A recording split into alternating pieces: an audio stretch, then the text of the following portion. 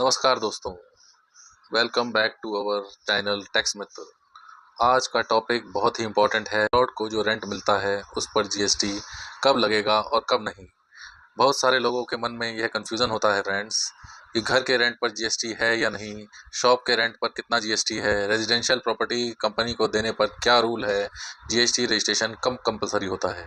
तो आज हम लेटेस्ट फाइनेंशियल ईयर 26-27 के जीएसटी प्रोविजंस को सिंपल हिंदी में समझेंगे। तो फ्रेंड्स, अगर आप शॉप हैं, बिल्डिंग ओनर हैं या घर किराए पर देते हैं तो यह वीडियो आपको पेनल्टी से बचा सकता है। वीडियो को लास्ट तक ज़रूर देखिए। तो फ्रेंड्स, सबसे पहले बात करते हैं रेजिडेंशियल प्रॉपर्टी की। अगर आप घर, फ्लैट या अपार्टमेंट किसी फैमिली को रहने के लिए देते हैं रेंट पर, तो उस पर जीएसटी नहीं लगेगा।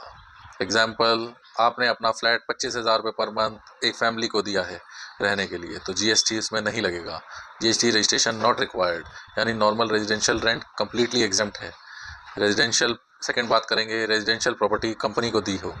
अब यहाँ से इम्पोर्टेंट रूल स्टार्ट होता है फ्रेंड्स। अगर वही residential property company, firm, LLP, GST registered person को दी है तो जीएसटी का आरसीएम रूल अप्लाई होगा।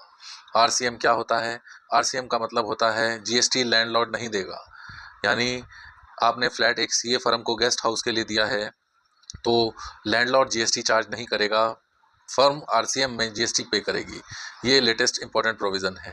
तो फ्रेंड्स, नेक्स्ट है कमर्शियल प्रॉपर्टी रेंट पर जीएसटी। अब बात करते हैं कमर्शियल प्रॉपर्टी, कोई शॉप, ऑफिस, शोरूम, गोडाउन या कमर्शियल बिल्डिंग, इन सब पर जीएसटी लगेगा। जीएसटी की रेट है 18%। कोई शॉप आपने 60,000 रुपये पर मंथ दी है तो उस पर जीएसटी 10,800 एक्स्ट्रा लगेगा, यानी टोटल इनवॉइस 70,800 का होगा। नेक्स्ट है फ्रेंड्स, जीएसटी रजिस्ट्रेशन कब मैंडेटरी है। तो अब सवाल, लैंडलॉर्ड को जीएसटी रजिस्ट्रेशन कब लेना पड़ेगा। अगर आपकी टर्नओवर 20 लाख से ज़्यादा हो जाए मोस्ट स्टेट्स में तो जीएसटी रजिस्ट्रेशन कंपलसरी हो सकता है। टर्नओवर में क्या इंक्लूड होगा? Commercial rent, business income, professional income, ये सब ऐड होगा। सिर्फ हाउस रेंट रिसीव कर रहे हैं तो वो रेजिडेंशियल पर्पज़ के लिए दिया गया है, तो जीएसटी रजिस्ट्रेशन की ज़रूरत नहीं है। जीएसटी रिटर्न नहीं देनी है, जीएसटी पेमेंट नहीं करनी है, यानी फुल रिलीफ। रेजिडेंशियल के लिए फुल रिलीफ है, बाकी केसेस में आपको जीएसटी पे करना होगा कमर्शियल में, और अगर ऑफिस या किसी पर्पज से दी है तो आरसीएम अप्लाई होगा।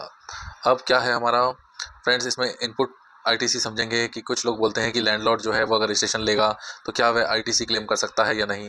तो कुछ केसेस में आईटीसी क्लेम कर सकता है, जैसे रिपेयर एक्सपेंसेस, मेंटेनेंस या ब्रोकरेज। लेकिन इमूवेबल प्रॉपर्टी में आईटीसी रूल्स काफ़ी थोड़े स्ट्रिक्ट हैं। तो फ्रेंड्स, बिगेस्ट मिस्टेक जो लोग करते हैं, बहुत से लोग शॉप रेंट रिसीव करते हैं लेकिन जीएसटी रजिस्ट्रेशन नहीं लेते, बाद में